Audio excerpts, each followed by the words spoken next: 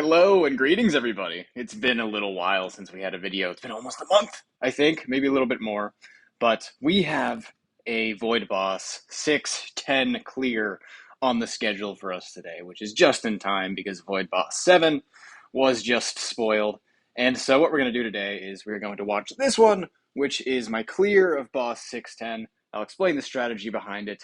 And then, because this is a rather end game whaley strategy, we're going to be watching my past clears of the easier difficulties using more and more accessible techniques that allowed me to get those clears at the time that I got them. So yeah, should be rather interesting. And full disclosure, I did decide to work from the end clear backwards to the start to the easier techniques because that is just the order when I re-downloaded the videos that they appeared in my camera roll. So the order I kind of decided post hoc because I wish to be the laziest possible content creator when editing my videos, which is to say I don't want to edit them at all. And so this is the default this is the default that we're gonna go. So final clear here. So what we did basically was we had the first team with Aspen and all of my humongous supports that allow me to get the most potent active skill possible. And we used 5 snow hearts on those supports. And if you saw, this allows us to actually tank a hit. So nobody is at risk of dying from the first boss hit because the splendid deific snow hearts, which is like 20 deific jazz, by the way, which is absolutely insane, allows us to just sort of brush off the first round of stuff. The boss has a chance to purify attack debuffs, so it gets more and more dangerous as the fight progresses. But round 1 is at least safe, which allows us to run all of our supports faster than LFA, and thus increase the odds that he kills somebody. So the first team kills the boss, and then we send in the secondary team. This is going to use DTV as the main damage dealer. We have TVB to lock down the minions because there's no boss, so it just keeps us alive.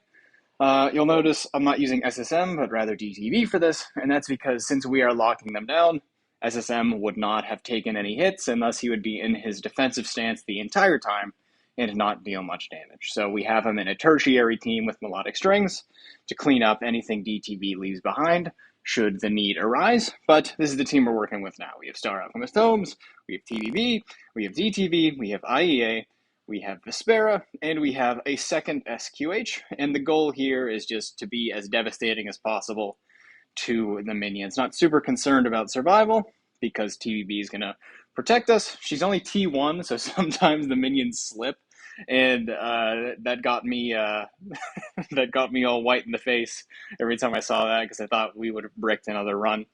But as I already spoiled for you at the beginning, this did eventually work out in the clear, so not necessarily a cliffhanger or nervous experience. We know this one is going to win at this point. But so it did take a little while. This is like 150 million attack DTV with a maxed Nova Star Soul. Not that Nova helps a whole ton for PvE damage, but regardless, he's a pretty big guy. And then the good news is, since LFA did some work cleaning up that back minion there, the slot 6 one, DTV is going to be able to polish that guy off rather soon and then focus the rest of his damage on the remaining 3. So that's a little bit cool there. But yeah, as I mentioned before, this is a very, very endgame, not very accessible, relatable strategy for most players who have this boss unlocked, because again, this unlocks when you've cleared chapter 6, and my account is one that has cleared chapter 10 and most of chapter 11. So yeah, this boss is kind of insane for the point at which you are first able to interact with it.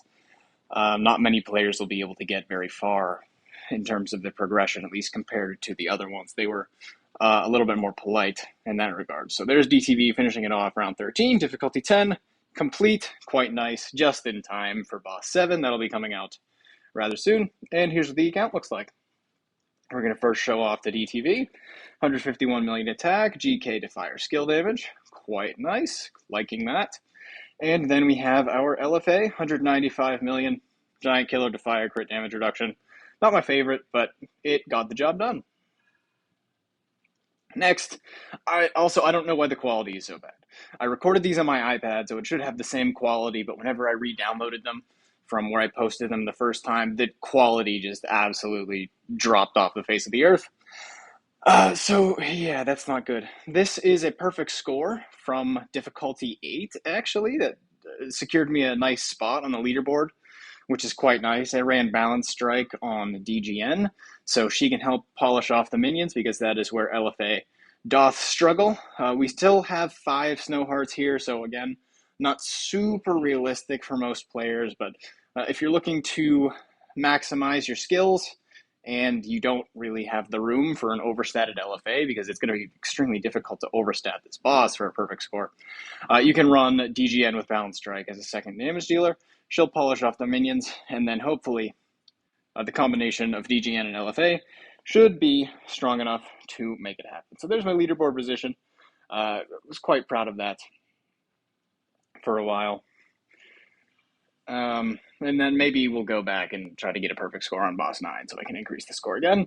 And so this is with 4 Snow Hearts. So if you don't have 5 and you're working towards it and you have 4, maybe you can try this one out. You'll notice my LFA was able to survive with Balance Strike a little bit there. He almost died, but he was able to live. So again, 4 Snow Hearts here. And then the team is a little bit interesting. So if you don't have Nova, the one that burns on death, you can actually run Chaos Bound Spirit Gaggy. He will die, and that will place a burn on the boss, which allows you to use the MFG core, the Mutated Fungus Geester core, which gives you damage dealt to burnt and poisoned enemies. So I found that to be a very strong way to amplify the damage against a boss that kills a lot of my team at the start of the fight. So Gaggy dies, activates MFG core, and then we are free to go.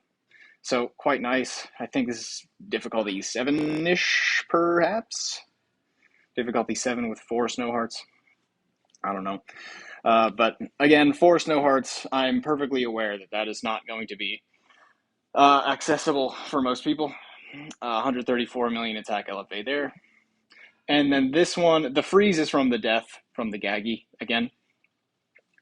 I use DGN as a main damage dealer for most of Void Boss 6, but as much as I don't like him, LFA just kind of, he's better for this boss. DGN, better for, I would probably say, the first 5, but LFA just kind of better at nuking down that first boss, so you can send in a second team for that. So this is no Snow Hearts, actually. I didn't have any at this point, and so what the strategy was here is you can use DGN as the main damage dealer, and she can actually use Balance Strike, because unlike LFA as a warrior, she as a ranger benefits from the Queen's Glass, which is a hero token treasure, the pink one, and it grants 15% dodge to ranger at max level. So if you're unable to tank, which I'm sure many of you are not, what you can actually do is you can run DGN. Oh, I guess she has Unbending Will there. She should have had Balance Strike, but regardless, in concept, it stays. You can run her with Balance Strike. This increases her damage probably beyond what the what an LFA could do, since he would have to use Unbending Will when survival is an issue. It allows her to sort of get the early bosses done if you can just get that 15% chance of her to dodge. And remember, the boss is going to reflect, so it's probably not the greatest idea to run everybody faster in terms of the supports. So since the boss does reflections, and those reflections actually will kill you if you don't have Snow Hearts, sometimes it's a good idea to just have a select few. Remember, DGN scales her damage when debuffs are on the opponent's, attribute debuffs specifically. So BQA and LBRM, they are allowed to be faster than DGN because they only hit the front line with their active skills and thus do not trigger reflections. So that is quite nice. It's going to be all we have in terms of the footage. We can go back and sort of show you what I have now on the account if you are interested, and then we're going to call it a day. So here's what the account looks like. Quite lovely here. We have our DGN, Giant Killer to fire skill damage. Not in a home right now, I don't believe. Nope. DTV, 150-ish million attack, GK to fire skill damage again. Quite nice. And then we have our LFA, 196 million GK to fire skill damage. This is a different copy than the one I used for my Boss 10 clear.